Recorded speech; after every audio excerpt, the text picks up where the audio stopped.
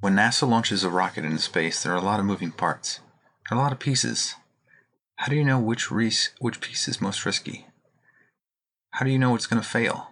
How do you prevent it from failing? Whatever you do, there's always risk. Sometimes you have to take the chance and launch your rocket into space.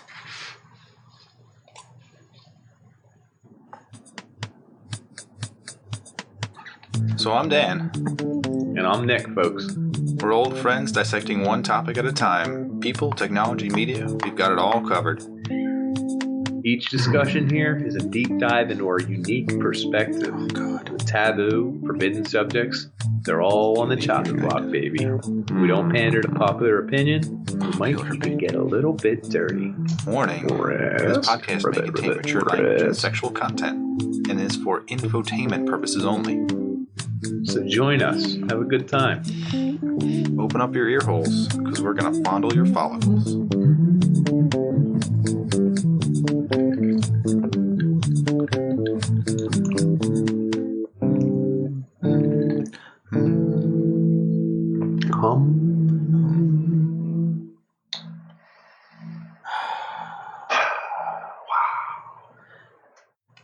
Well, I'm Dan. And I'm Nick, folks. Thanks for joining us on another episode of the Unpanderers. Welcome. It's funny, we don't pander. It's a popular I feel like opinion. Or money. I don't think we're going to change our. We're not going to change our. We're not going to change our format. I don't care how much the big companies are throwing at us. We're going to keep doing it the way we want to do it. That sounds risky. Would you agree with that? We should just take the money. Take the money and run. Take the money and run. So good. There's a risk in taking the money and running, though. Oh, yeah, because they could get you. Do you think big corporations have, like, the guys that beat you up? Big, bear-like men to tear your shreds? Like, I think those people are hired by people in the company, but it's under the books. We never sanctioned that. My knees, the table. My beautiful knees. Off the table. Your knees have been removed. I mean, could Jeff Bezos beat up anyone? What if there was someone who was claiming Jeff Bezos could not beat him up? And there was like this weird upswell with like, he has enough money, man. He could do it. And he was like, no, he can't do it.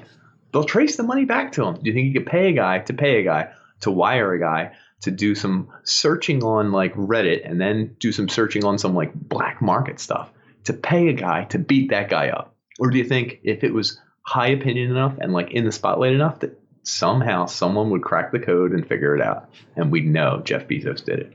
Did you ever see the movie Twins with Danny DeVito and Arnold Schwarzenegger? I'm not 100%. I feel like I've just seen parts of it in my life. Have you seen the part in the end where he gets hit with the chain and the chain just keeps falling and falling and falling and falling and it just covers him entirely? No, I haven't. I don't recall that part. That's hilarious. I love how I was waiting to hear a part that I've heard from Twins and I'm like, yeah, okay. No, I didn't. I don't recall that. No. If Jeff Bezos has a superpower, it's just like hitting people with money and like deluging them in money until they're completely killed. Cover. Oh my God. Can you imagine that? He donated so much money it killed them. He's so charitable. Everyone would be like, oh my God, all those poor children. He's just like a wave of money. They're all screaming and they're just like, he is so kind. What a guy. Just wave. That's money wild. Fixes everything. And it's like a guy with like broken legs because he hit them with stacks of money. Like just so many quarters landing on him, just killing him. Beautiful. Yeah, risk. It would be really great right now to start with like a definition of risk definition. Wikipedia. I'll read it because it's my favorite thing to do. There's a reason. So there's a reason I picked risk is that I had this giant software program ready to go, and it's all written by me. And if you think about it, if I'm sleepy or I don't double check things, and I definitely don't test things the way they're supposed to be tested, any one line of code in like the thousands of lines of code could cause a problem that just destroys the whole thing. Makes it so it doesn't work. Ruins your life's work. Pretty sweet. Yeah. You don't know. At least it's only money. But It's just money, folks. I've written software for like explosive stuff too, and it makes it like really frightening to be like the only person Like you're coding culpable. it. Yeah. Like it's almost like because they could always trace that code back. It's written in and entered by one individual. I mean, you have some fallback. Your company okayed it. Someone okayed it. Someone checked it and said, "Yeah, we're good to go." But ultimately, you wrote it. Mm-hmm. And there's not that many things in life that you put your stamp on that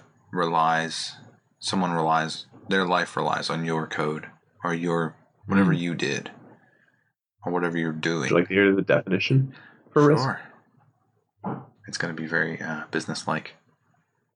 It kind of is. Risk is the potential for uncontrolled loss of something of value. Values such as physical health, social status, emotional well-being, or financial wealth. They can be gained or lost when taking risk resulting from a given action or inaction, foreseen or unforeseen, planned or not planned. Risk can also be defined as the intentional interaction with uncertainty. Dun, dun, dun. Uncertainty as a potential, unpredictable, uncontrollable outcome. It's an aspect of action taken in spite of uncertainty. Would you like a life without risk? Would it be enjoyable? I don't think you can, to be honest with you. Can you imagine if you can't take risks? You have to take risks. Like even What if as your a life child, was so controlled that you didn't have to worry about anything? Learning to walk is a risk. Someone learning to walk in a incubator with like water shoes and like in a tub that's only 7 inches of water. Yes, I said water. Funny. It's a higher risk of like drowning than actually like hurting yourself falling. That's why I said 7 inches. Can you drown in 7 inches of water? I think you can drown someone else in 7 inches of water. Right. I don't think you could drown, but you could drown someone. Do you think your body will flip you over? Is this the discussion? 3 inches, I think, is where you would. 2 inches. If you roll on your side and like, can you drown with only half your mouth being covered? I think you can. Probably can. So, all right, 1 inch of water. Yeah. Podcast. Oh, okay. Remember I said fuck pico now? Yep. Get off of it. Okay.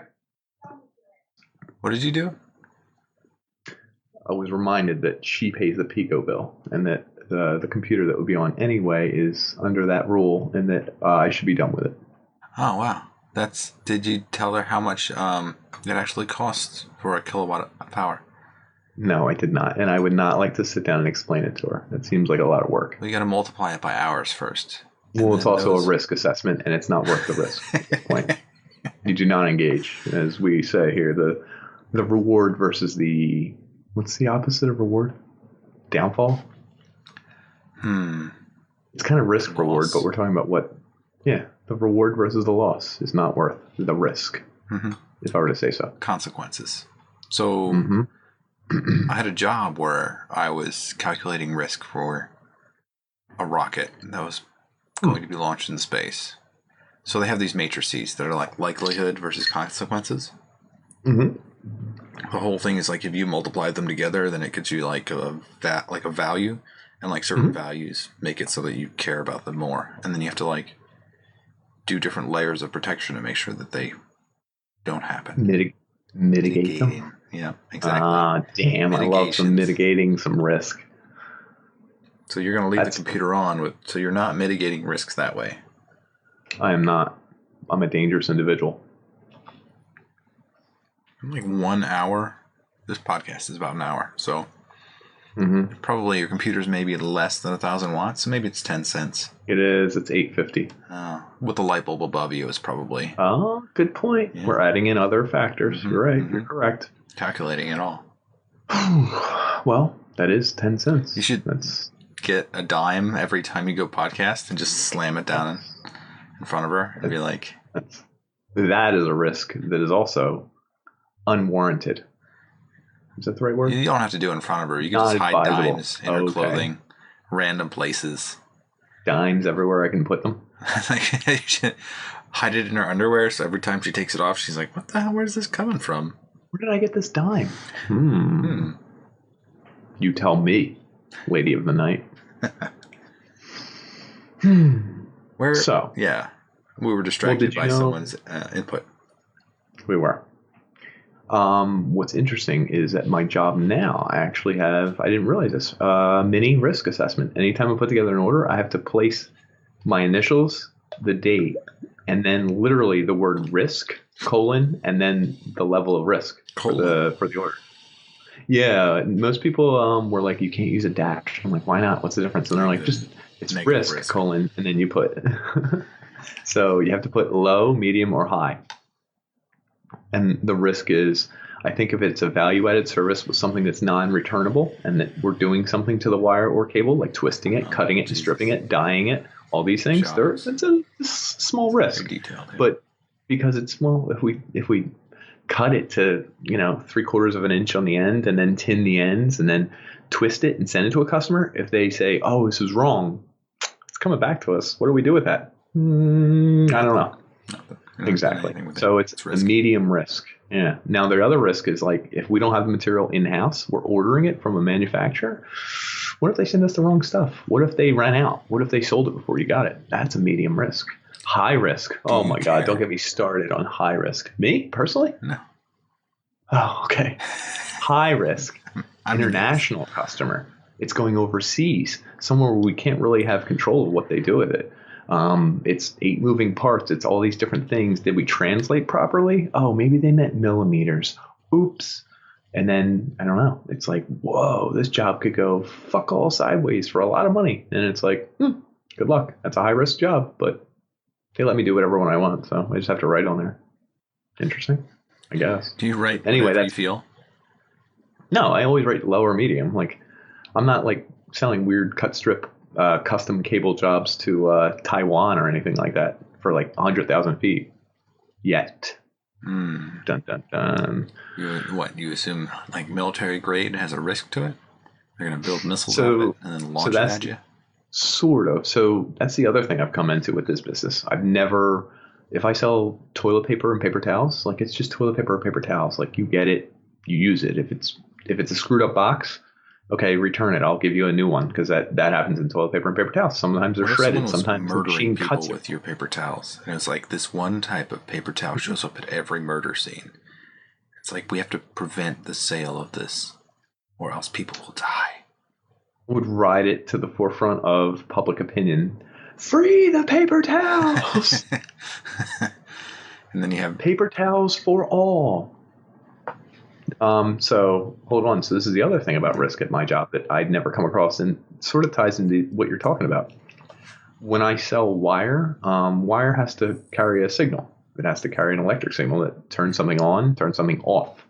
Sounds pretty stupid, but if it's like a turbine or a blade or something that has to work, or plenum cable, that's cable that goes above a high rise in like the ceilings that like ties lights and stuff together, that has to be non-flammable. It has to be plenum. It has to be rated so that it won't burst into flames, so that it won't fail, so that it won't, like shipboard cable has to be stuff that's super reliable. They have 0 halogen, low smoke. All these things start adding up. And it's like, it's the same cable that I can sell Joe Schmo at the shop, but for an extra 10 times as much money, you can buy one that's rated and will not fail. And like, what means it will not fail? It's risk free. You need a new job. Why? This is literally the companies you're talking about. This is the shit they buy for big money. Oh. Literally, NASA will only buy shit that's like milspec rated. Yeah, I think lately they've been moving to other shit. Well, that's what I'm talking about. Like, I didn't know about that shit. And they only buy shit that will not fail. And it's like Teflon. Is it rated to this voltage? And is it rated to this? And I'm like, who cares? And they're like, we're sending it into space. And I'm like, probably. It'll be fine. So this is the most fun part of my job, really, towards the end of my NASA career, is that they would analyze like all sorts of risk, like all different types. Like you'd get a variety. One of the best ones was like if a rocket hits a bird on the way up, so like bird strike. Like how do you quantify that risk? And then like they had people. Seems minimal to 0, but tell me. They had people that studied this that were experts in it. So they would like tap on this expert and say like, birdball. What's the risk here? So like they went in like analyzed like time of day, like where are the birds, like where do they sit, like what's their path, Windshield. What part? Where are they going to hit? How big are they? How high do they fly? Like, what season do they fly in? Like, if we could go like before a storm or after a storm, is it better? Like, all of these like factors are just like multiplied together and be like, you don't want to do this because you're going to get hit with a bird at like this altitude where it's going to be very bad. And it was crazy. There was one guy that spent years studying birds flying in this one spot. It's like that was his job. That's like your job is to do this. Yeah. That's wild to me in that I don't think I care, and I would think NASA or somebody wouldn't care. But I guess if you're spending $1 billion to build something to launch, and it's a one-time launch, how do you guarantee that it's going to work? Mm-hmm. It's worth spending the extra money on parts and research that guarantees that it will not have a snafu, as it were.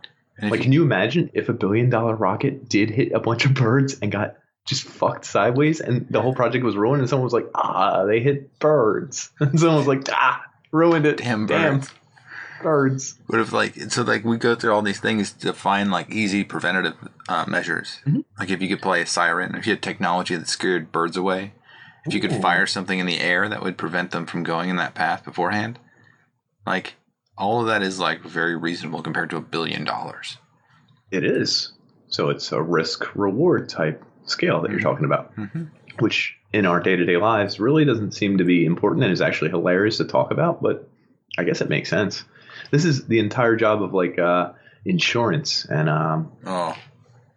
life insurance and like that kind of a thing. They do all these studies that are literally, it's a risk reward for a company that's trying to make money on you paying it so that if someone dies or is hurt, they don't have to pay you as much as they're making from charging you. This is actuary. Thank you. Actuary. Yeah. Correct. Yeah, I love that. That's kind of the weirdest job in the world.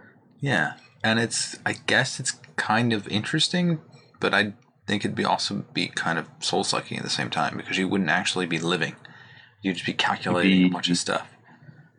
It's like calculating life, which you can't do, but you can get damn well close to getting a pretty good number. Yeah, correlate some numbers, baby. Get some percentages in there. Flambe some risk.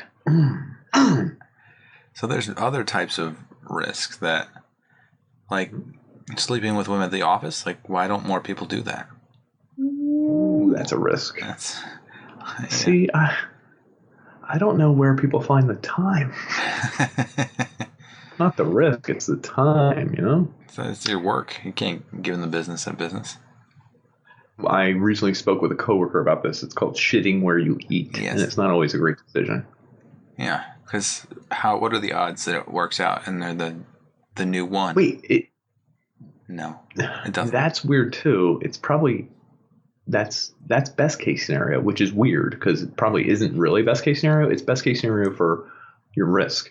Like, chances are she's not. And you're not going to leave and become happily married because then you're also working. That's weird too. Like, none of it. There's no good path. It's a fun experience, though.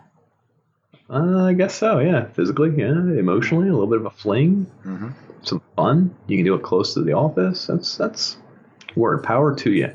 Problem is, it will always end in either jadedism. That's a real word, maybe. Revenge, someone finding out, it going awry. I love that word. Awry. What about classmates? Think about that. Did you ever date a classmate? I guess so. People at school, but I mean, I'm trying to think if I slept with them. It went bad, and I still had classes with them. I remember crossing paths with maybe one girl that was in my major. But do you? It's not like. She can't. That individual. At that point in your life, they can't. What are they going to? They might get you suspended from school for something. Well, they can't. That's school doesn't have those kind of rules. Yeah. So, but like worst case scenario, if it does go awry, like what do they do to you? Like, are they?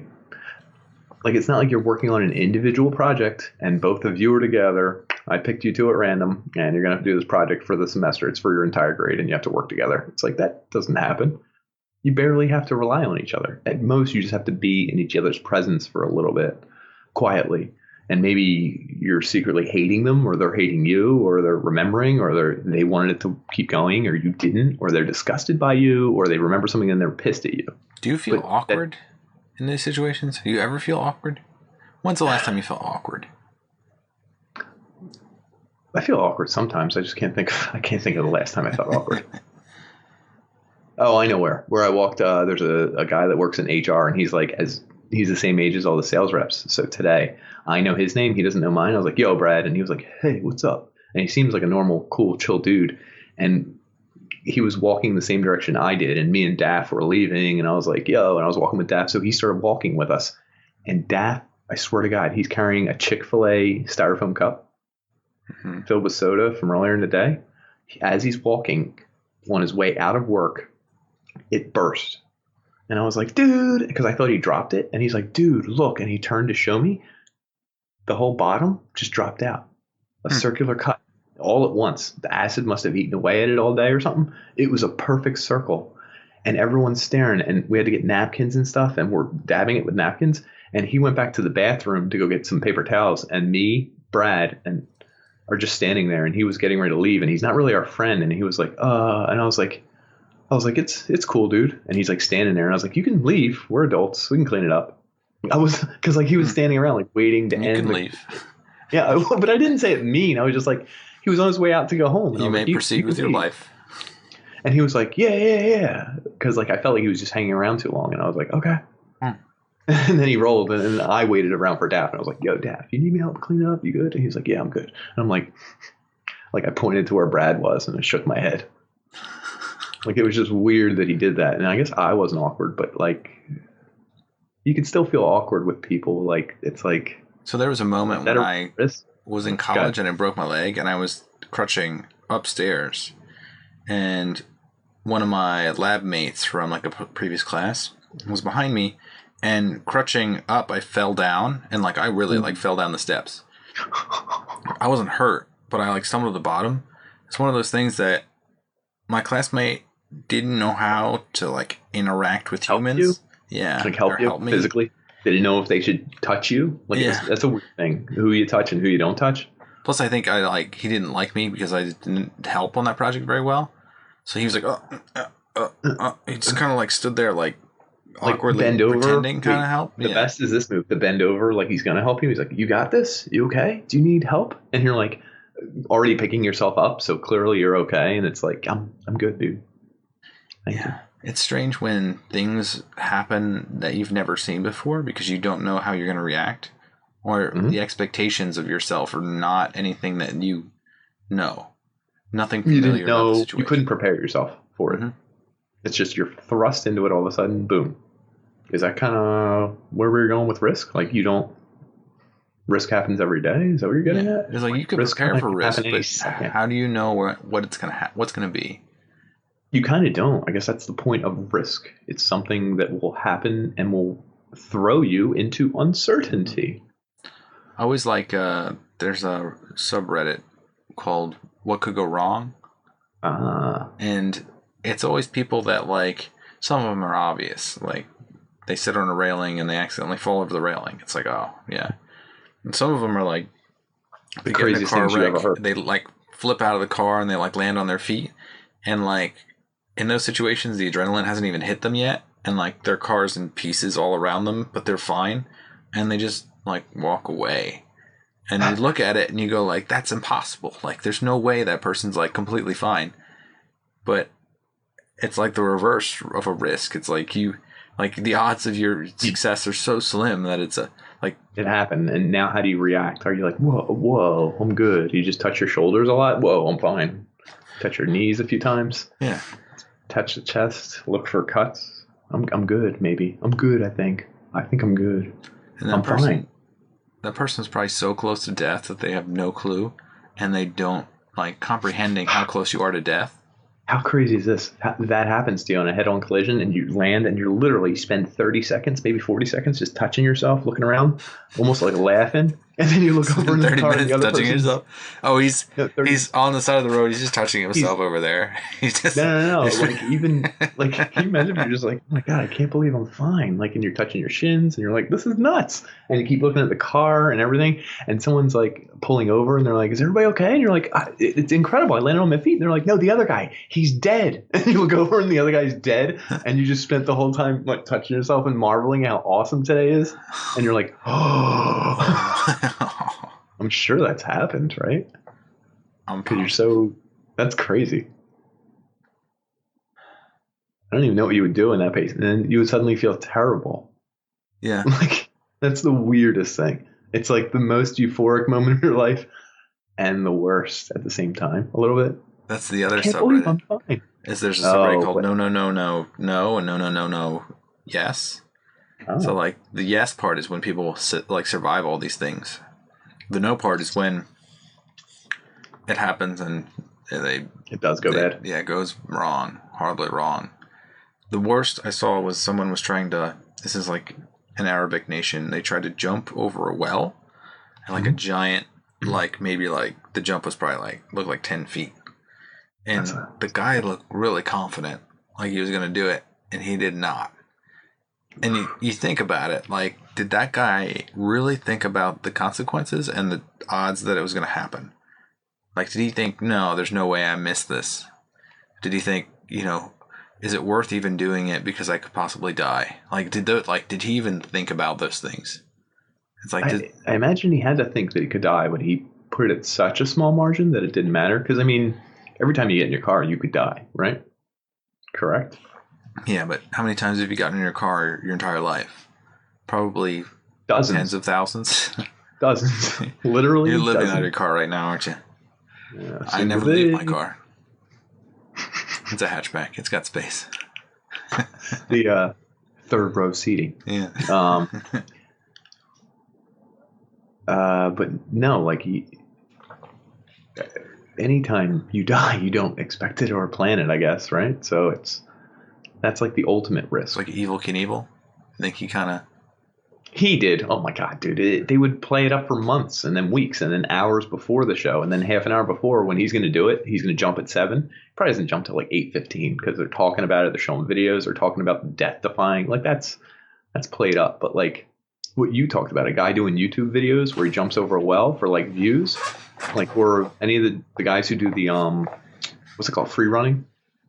Base jumping? What's it called? Where guys do cool like stunts. Hang off the edge with their fingertips. Yeah, and then jump from rooftop to rooftop, and then do a jump here and a flip onto this beam, and it's like really cool stuff. But you could slip, break your neck pretty easily. What was it? There's a word. It's not planking, but it's free running. I thought it was free running. They do call it free running, but there's another one. Oh, you're talking about something else. The people who climb up bridges. Like suspension bridges? No, like they like jump to like different things. Rooftop to rooftop? Oh, it's going to piss me off so much. What do they do? So wait, you jump from like a roof to another roof to a lower roof to a thing? It's like Mirror's Edge, if you ever played Mirror's Edge. But it's pretty much like any puzzle game, a jumper. What do they call them? Platformer. Yeah. It's any platform game.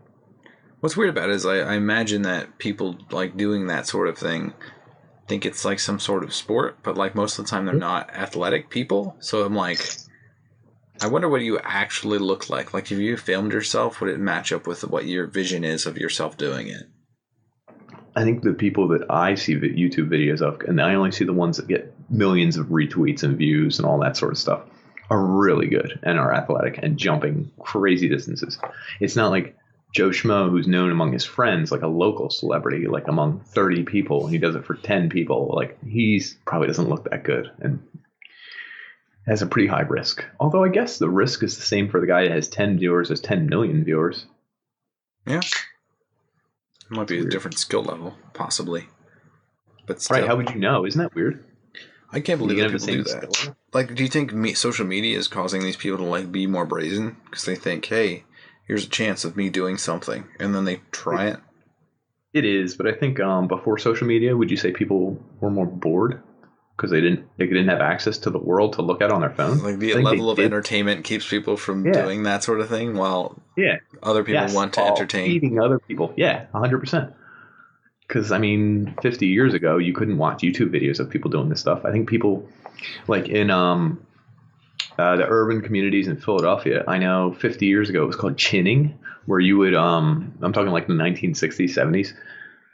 This is mostly African-American culture in Philadelphia, because that's where most of the people I knew. Chinning before.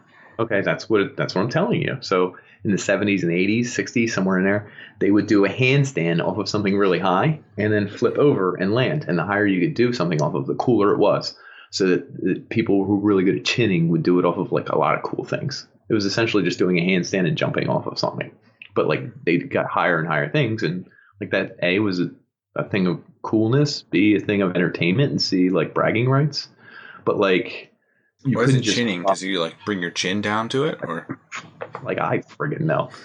There's gonna be like one person who sees this in their entire life that knows what I'm even talking about. But just the fact that you couldn't plop around and watch YouTube videos together, and movies probably weren't as big, and TV shows and Netflix and all, so you like that was kind of entertainment, I guess.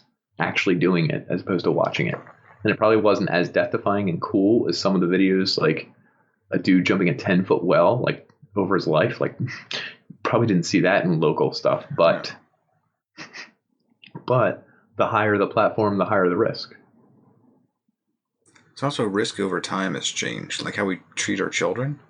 Like we make these like, remember when I was in grade school, the swing set was 2 stories tall, so you could swing like 2 stories, was it? Maybe that's an exaggeration. Maybe it was like more like 12 feet, but it was definitely larger. If not twice as large as any swing set I've seen today. So there were kids that would swing to the top of it, jump off, and then break their ankles on landing. Me and my friend, Dan, the other Dan, we would do stunts at playgrounds because we were getting too old to play at a playground, but we would always go to Max Myers and just goof around. And our 2 big tricks, our claims to fame, were we could swing so high that you would just lean back and do the flip, where you flip out of the thing and then land. And that was cool. And our other one was there was a play set that was like a suspension bridge. And I think he would always punch me. You would pretend clothesline your friend and he would flip me over the railing and I would fall. It was probably only like a 6-foot fall or a 4-foot fall, but over the railing he would flip me. And we would act like we were angry at each other and try and put on a show or whatever. And he would hit me and I would flip over backwards and land on my feet or whatever, hopefully land on my feet. But we did crap like that all the time off the playgrounds and jump off crap because we're idiots. And it was hilarious. Do you think that protecting kids from risk is helpful? Like you did that. Might have made you better at chinning or whatever you would, free running. I don't know what you would call it. Falling? Landing. Some people don't know how to fall. I've seen people just like fall and not, they like break their... didn't you break your finger or something when you fell? That was snowboarding, and yes. No, I didn't break the finger. I broke the UCL joint with my thumb. No, you didn't learn how to fall properly. I guess not. What's ironic is it was at the bottom of the mountain after I did a stupid mountain in Colorado. I was like, this is scary, and I did it. And then at the bottom, when I was level and flat, I fell. Anyway, no, I think it's all net equal. Like, I think maybe you take more risks physically doing goofy stuff in a playground at age 6 back then, but maybe that just precludes that future generations will take their risks doing financial things later, or student loans, or doing something else stupid. I mean, you all take, I would imagine, the same net risks and then pay for it. It just isn't physical anymore. There's different risks. Do you know what I mean? At different ages. You think they take less risks? I think the example that other people set by doing something stupid and then having consequences allow people to see, oh, that could have been me. Because like when you're younger, you can still get an injury that lasts your entire life. But most people don't see that because they just don't pay attention to it. At least when we were younger. Now it might be like a thing that kids see other kids doing stupid shit and they go, oh, that's what happens if you're doing this particular thing. Like, don't think of this. I mean, they also see more kids do stupider stuff they wouldn't have thought of because of the internet, because of YouTube videos and all this stuff. So like, if you see someone who has 10 million views doing something that looks sort of dangerous, you might want to try it, and you never thought it up. You see them succeed, and you want to try it. There's also a recourse that maybe you see them try it and get messed up. You watch an accident video where a dude snaps his leg. Like, that might scare you to not do it. But I think again, it's net, you're equaling out, because just as many people are thinking that's friggin' awesome and I can do that. And I never thought that up. I'm going to try new shit. I'm going to do new stupid ass, dumbass, risky stuff. And you also have the people who are not going to take risks, who are like, whoa, I saw that go wrong. I'm not going to do that. But the same people are going to be doing the risky moves. The same people are not going to be doing the risky moves. Do you know what I mean? I think. That makes no sense. The same people are going to be making risky moves and not making risky moves?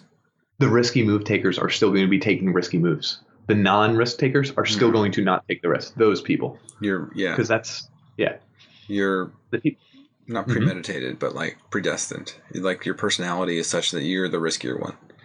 Yeah. And whether you see it on YouTube or not, whether you see a success or a failure, you're probably going to do it anyway.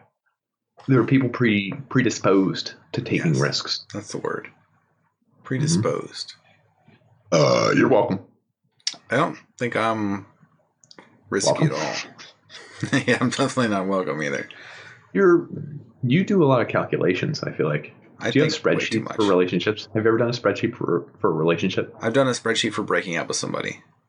That's awesome. It's like, what are the positives? What are the negatives here? You're like, hold on, let me break it down for you. There's a reason I did it. It's this chart. There's a presentation here. Over here, yeah. And it makes sense. Here's Nick. He's a better speaker than I am. He'll take over. I'm just going to sit back here. Okay. This is why Dan wants to break up with you. Hold on. The end. Hold on. Surprise. Hold on. Save your questions. No, the good stuff. I put the good stuff at the end because you always lead with the bad stuff and follow with the good stuff. Oh, yeah. You should lead with the good stuff, bring the bad stuff in the middle, and then end with the good stuff. And then end with the good stuff. That makes sense. It's a bad presentation right there. It is. I apologize. That's not how I broke up with my girlfriend. Did you print it for her? Yeah. I put six on a piece of paper. I like to save money because the ink is expensive. I sent it directly to your Google Drive. Yeah. If you can't read it, you're just going to trust me. It's in the cloud. It's in the cloud. Weird. Your projector, I can't get it to work. Can you get it? I need to talk to you about something. If you made a girl fix her TV or projector so that you could show her the slides showing you breaking up with her, it would be the moment she fixed it, you pull out your laser pointer. And you're like, see here, click. Now, what we were going to notice, click. This is you. This is what I don't like about you. These are things outside the bubble. The bubble's good. The bubble's safe. Outside the bubble. Popped the bubble. Oh, Lord. And so I'm going to have to put a pin in this relationship. It'd be great if it was like, do you have any questions? And then, like, you just shut the door, and she's like, but I was, and then you're not there. She just looks around, and it's like the next slide rolls over with like a nice cheerful animation, like, we're broken up. Remember the good times. Congratulations. And then a roll of pictures of everything you ever had that was good. And then it sets fire to itself. Self-destruct. The old Mission Impossible idea. I'd say, yes, I'm more of a risk taker than you, but I don't know that I'm risky. Sometimes I go on 5-year spurts. That you know? That I know? Is it people who are super addicted to drugs and do ridiculous shit? Hedonists? People who just go by what they want to do? The people I know that are addicted to drugs are really not risky, in my opinion. Like, they kind of stay in their own world and stay put. I mean, I guess you're right, because it would be risky to show up to a business meeting high on heroin. True. But then, like, risk also involves people who understand, like, what the possibilities are. I think if then do it anyway. If you're just dumb and you don't realize what you're doing to yourself, then that's not risky. No. That's not considered risk if you are so dumb that you do stupid shit all the time. That's just considered being dumb. Yeah. It makes sense to me. It does. I'm not going to argue with you. Like, so to take risk, you have to be an intelligent individual who flies in the face of rationale. Yeah, then I'm risky, 100%. I do shit against common rationale all the time. The riskiest thing I've seen, so like people, like living up north, there's a lot of like snow and ice, and I know people who are like skilled drivers that like will do donuts and like they'll drift around things. I've seen people that were really, really good at it, like better than I can comprehend. And to them, like the risk is there, but they're skilled enough to avoid it. That makes sense because they know what they're doing. They've clearly not done the hardest drift job of their life in this 8 feet of snow in the north for the first time. Yes. They've done increments of this for dozens and dozens of times for dozens of years. So it's interesting that like that particular thing thing risky, then, is it? That's what I'm getting at, is that I can't comprehend the risk involved. Like I know the consequences, but I trust that the person is skilled enough not to screw it up. But so is it as big a risk? Survivor bias, though, because if he did crash his car, I'd be like, oh, he sucks. Like why would I ever trust that person? But if he didn't crash his car, you'd be like, wow, he's got something that I don't know about. There's some skill there that is like incomprehensible. Definitely a skill. And to shout out, I don't know why he caught my eye, but some beat up, crappy Nissan hatchback type thing that people always soup up from the 90s, maybe Nissan, early like GTR? Is it GTR Nissan? What's GTR? Yeah, that's a nice one. But I'm talking like a crappy knockoff vehicle that's supposed to have, it has a spoiler, and this was a stick shift. I was playing outside with my kid, and I just live on a two-way street next to a one-way street, and there's a stop sign, whatever. It's a four-way intersection, but no one ever comes down it. The roads were covered in snow because we snowed the other day. And for whatever reason, I heard his car coming, probably because it's, one of those crappy like engines that makes a lot of noise, and it was stick shift. And I was like, oh, cool. And I was like, he must be a neighbor or something. And he was going a little fast, but I don't know why my eye drifted to him, and I just watched him. And he literally just pulled the handbrake and then cut out of gear and just drifted to turn right. And I was like, yo, that's awesome. And all he did was he didn't make it a big deal of it. He wasn't showing off for anyone. Like, he didn't even pay attention to me. He was like, I'm going to drift to the right. And I was like, that's kind of badass. Like, it was stupid. And it's something I totally was like, I wish I could get in my car and do that right now. And it was a calculated risk because I was like, what if he hits a stop sign? What if he hits a curb? Like, his car's so low, it's going to. What if there's someone else coming? Fuck up his car. Yeah. I mean, it's a quiet enough neighborhood where you can see everything, and there was no one coming. I don't know that he would have done it if someone was coming, maybe, but it was just wild that he did it. And then I paid attention because he was doing it, and I was like, hold on, Dominic, shut up for a minute. I got to watch this guy. And he goes, my kid's like, oh, let's throw snowballs. I'm like, I need to see this guy. And he went down to the next street, and there's another tiny side street, and he drifted to the left and went up it. And I was like, he doesn't live anywhere around here. He's just friggin' doing drifts to turn. And I was like, this is kind of cool, kind of terrible. And he did it around the neighborhood. And at some point, I heard him leave all the neighborhoods that are connected back here and get back on the Broad Street and hit down the way. And I heard his engine, and I recognized the sound. I was like, wow, he's done screwing around in our neighborhood, drifting around. He was just doing it to practice drifting to the left or right. And I was like, that's so stupid. Because I looked at the guy. He's like a 35-year-old dude, just in his beat up Nissan. I was like, why would he do that? And at one part of me was a dad, and I was a little mad at him. Like, why would you risk so much? And the other part of me was like, badass, dude. I wish I had your car. I want to do the exact same thing today. And no one was on the road. It was quiet. He wasn't like, I feel like it was calculated. Like, it's not like he was doing it on a busy street and just pulling that handbrake and going nuts. Mm-hmm. Like, he was doing it fairly calmly, but for no reason other than to do it. And that's risk. I love risk. I changed my mind. I love risk. Sometimes as a dad, I go back and forth, and I don't want my kid to love risk. I just want me to love risk. Does that make sense? It does, actually. 'Cause I want me to love risk. I don't want other people to love risk. That's dangerous. Hey, you, stop.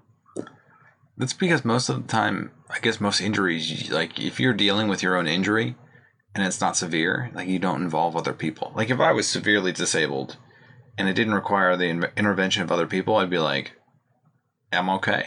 Like it's okay. That's what I did with my dirt bike ride, right? Oh yeah, your own leg injury. Yeah, put a hole in my leg. Did you deal with it yourself, financially and emotionally? I'm still dealing with it. I think there's a couple hospitals looking for payment. $700 bill to look at my leg. It's fine. They looked at you. They just took a look. They're like, "Yep, it's okay. It's gross, but it'll be fine." And I was like, "Thank you." And they're like, "Here's the bill." Jeff Bezos in here. Where's Jeff? And then just like we get hit with like $700 in pennies. My leg. But that was I don't know what that risk was worth, other than idiocy. Hey, proving your idiocy. I would do it again. Everyone's like, "Well, now you've learned your lesson. You're never going to touch a dirt bike again." I'm like, I can't wait to do it again. Maybe because I'm an idiot. But I know the risk, so maybe I'm not an idiot. Maybe now, why did that happen, though? Like, it seems like, when you describe it, it seems like, wow, he doesn't know how to drift down a street. Why did he get on a bike and try to drive it? Try to ride it? I don't, like, was it gas versus brake or something? Do you not know which one's which? It's just weird because your hands control the things and the gears, and I was told to keep it in first. And, well, here's the problem. Everyone who doesn't know the story, I went around his bumpy ass, stupid ass yard once, and I did it okay. I went very slow, but like I went around the whole yard, and I was like, this is cool. Like riding a dirt bike's badass. Like, and I've driven stick shift before. I know how to change gears. I get all that. So I decided to go around again because it was cool, because it felt awesome, because it was fun. And just the second time around, I got too close to the fence, and I couldn't remember. I was like up against his fence, and I was like, if I don't stop, I'm going to ruin his fence. Like, I'm fucked. So I held down both, which is the gas and the clutch. And when you do that, it's revving the engine, but you stop because the motor's disengaged. So I literally was stopped, and I was like, I'm fine. And as you let go of both at the exact same time, it just kicks into gear and shoots up. And at that point, I grabbed it because I thought it was going to go into Magazine Road and hit a car, and I was going to like kill someone. But apparently a dirt bike that looks like it weighs 40 pounds weighs a lot. So it just picked me up into the air and slammed me back down on it and impaled my leg. And I did go through his fence. Turns out the fence just picks back up and locks back in. It was no big deal. But my leg, ugh. No. Doesn't just, nope. You can't just pick it back up and put it back in. Nope. But that one was a failure, we'll say, because it cost me thousands of dollars-ish. Hundreds of dollars plus, so like just into the thousands. And I didn't get to go around the yard more than once and a half. And yeah, everyone told me how much of an idiot I was, but it was worth it. Do you know what's worth it? Just doing new shit, doing weird shit, doing shit that you can't do. You have no right doing. If I didn't do it, when was I going to try a dirt bike? Are you going to try a dirt bike anytime soon? That is one of the things that my cousins have quads. Mm-hmm. And I distinctly remember them like gunning it in the back of like a field, like an open field. Lots of like dead brush and grass and stuff. Yeah. And like they would slide, like kind of drifting, and they'd let it like rock on like two wheels. Yeah, I know that. Okay. And it's like, I'm not in control. I don't know. It's not hard because you can adjust. You can always redirect yourself and level off. But with them, it's like if it rolls and I get killed by it, I could seriously be fucked. But you would never do that with the rocking and two wheels and all that crap until you get comfortable with something. Yeah. Like you don't do wild shit until you know the boundaries. You feel it out enough to know. Yes, 100%. Yeah, and that's why. And the only way to get better at something like that, a physical pushing the boundaries, riding a bike, exactly. You have to risk to get better at something, don't you? I think you do. Even something as stupid as drums. Like, it sounds like a stupid risk, but if you're playing a beat in 4/4 and you're like, hey, can I do this? You have to take a risk to do something that sounds stupid. You have to take a risk to do something your body's not used to. It's off beat. You have to risk. You have to do something you've never done. So most of the time you fail. But when it's drums, it's not a big deal. Yeah, that's what I want to say. Well, I don't know. It depends on who you are. Because when I was younger, I was afraid of like speaking my voice and having people hear what I'm creating. So playing drums, like everyone can hear it. So Well, I'm talking about in my house alone, but no, because I would practice that. But I see what you're saying. Go ahead. But like people in my house, even like my mom and dad, I didn't want them to hear like me trying to create something. You screw up. Yeah. Well, you make a dumb sound or like start a beat and then go off pattern or sound nasty or something. Yeah. And a lot of that is, I don't like when, do you think when the biggest drummers in the world, they started, do you think they probably screwed up a lot? Oh my God, probably. It's like building. Any instrument. Think about it. You screw up all the time. Like failure probably happens. There's those stupid old sales cliches that are like failure is 99% of success, or they make up really dumb sayings, but they're a little bit true in that you can't know what to look for in failing until you do it. And then you'll know what failure is and how to avoid it. Like you can't avoid failure if you've never failed. Do you know what I mean? Yeah. So let me bring in this example. I guess. Mm-hmm. It's like that trading bot that I'm working on. I've had that ever since like I was like in my 20s. But it's like the 5th iteration. So like there's no possible way that I could have done it right straight from the start in a straight line. I had to veer, find dead ends, double back, and fail so many times. And all of the people that start businesses, like their retrospect is almost never, oh, I tried this and failed, tried that and failed. Like they don't remember. I don't think anything that I did 10 years ago I remember accurately. You also don't remember the failures as strongly if they're personal. Like, do you know what I mean? Like I tried this, it didn't work, so I tweaked it. And I remember this. Like you don't always remember what you tried and didn't work. You just remember you fixed it. Yeah. You spent a lot of time fixing things. You'll remember the end result because it's an easy piece of information to remember. You also are currently working on it. Like, do you know what I mean? If you're currently working on your bot or whatever, you remember what got you here. So you remember some of the failures, most of the successes because they're still built into the code. It's kind of like how life is. You remember most of your successes, a few of your failures. I don't know, and you keep building towards more. Yeah. I don't know. Risk, baby. You like the board game? Yeah. I never played it. I like the computer I don't like versions where you have to like physically move things and move my hands. What? No. Ugh, Jesus Christ! Oh, hands. Disgusting. Monopoly with real money. Oh gosh. Disgusting. Take it, please. I can imagine. Did you cheat at Monopoly? Who doesn't? I don't. Who cares? I want it to be over. I'm like this. I'm like, oh no, the bank got my money. Are we done? Someone's like, it's been 5 minutes, Nikki. Keep playing. It's me, your mother. I'm like, God damn it. You still have more money. And I'm like, I reverse cheat. Oh my God, the bank took all my money. Nikki, you gave too much money. I'm like, I wish this would be over. Like my life, Mom. She's like, you're 13. Stop it. In that instance, what would you do otherwise? Would you go like you'd be hoping you can go play like Donkey Kong Country or something? Yeah, anything else. Toe Jam, like just an Earl. Toe Jam and Earl, good one. Crash Bandicoot.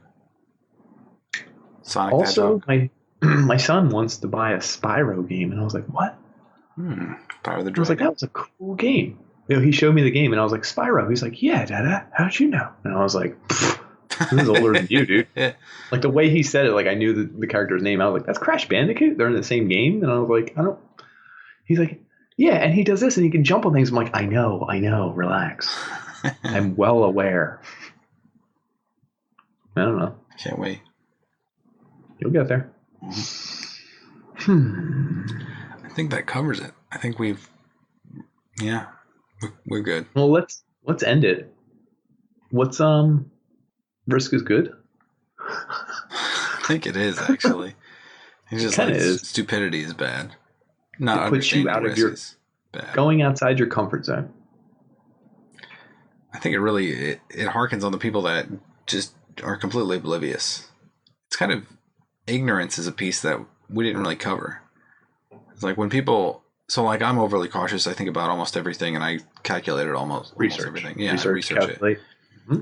And like the people that just like blindly go and then they like ride right through it. I'm like, but you didn't think about this, that, or that. It's like maybe you made it, maybe you didn't, but pure luck. I don't. Here's what's going to cook your fucking noodle. Oh, God. You don't get any of that time back. The time spent researching and making it right and tweaking it and preparing. Calculating it. Yeah, you can come back and say you don't get time back. You don't get any of your time back for anything in your goddamn life. So I get it. It's a real good retort. You don't get time back for anything. But I mean, we are what we spend time doing. So we should mitigate risk. We should really think about what we do and not ride dirt bikes when you're like 35-ish. Because maybe you have a kid and maybe you could crash it and bust up your leg. But also, maybe just fucking do it. I don't know. I don't know the answer. I don't think anyone does. Interesting. And that's kind of what makes us human. A little bit of risk, baby. And I don't mean the board game. Because Dan doesn't play board games. Not anymore. Not since computers were invented. Oh. 1981. So we discussed risk. We talked about what's dangerous, what's crazy, what's calculated, what's worth it. Who to sleep with. Who to sleep with. That's a risk. You never know what you're going to find. Mm-hmm. We talked about kilowatts that this podcast uses and how much it costs to power an episode and whether or not we owe that money. Maybe 20 cents because both of us. Whether or not we owe that money to someone we live with. That's a risk. That's a risk. Yeah. It's a risk, baby. And whether you bring this exact sentence up to them later, who knows? Might be a terrible idea. Would you say? Maybe you do it anyway. The pico? I paid for the pico.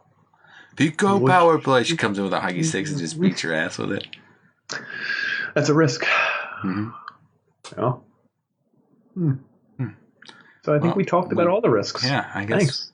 We like. Yeah. We like you. You. Even if you're serial killers, you're alt-right people, you're Nazis, you're weirdos, you're perverts. You do all sorts of crazy stuff. I don't know that we're going to promote you. We like you for listening. Maybe. A little bit. Anyway, we like you. We like you a lot. Check out them socials. Check out our Patreon. Check out our... Check them out. Thanks for tuning in, right? Right.